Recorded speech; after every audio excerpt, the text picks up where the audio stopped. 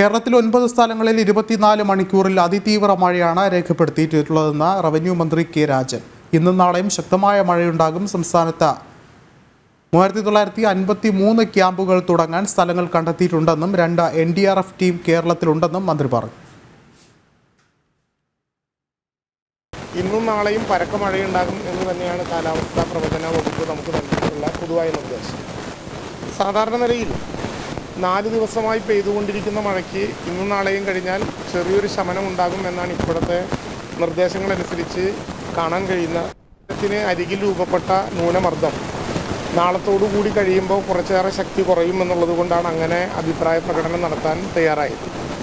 കേന്ദ്ര കാലാവസ്ഥാ വകുപ്പ് ഇന്ന് നൽകിയിട്ടുള്ള നിർദ്ദേശമനുസരിച്ച് മെയ് 31-ാം തീയതിയോടുകൂടി മൺസൂണിൻ്റെ വരവ് കേരളത്തിലേക്ക് ഉണ്ടാകും എന്ന കാര്യത്തിൽ ഏതാണ്ട് ഒരു പൊതുവായ ധാരണ ഉണ്ടാക്കി.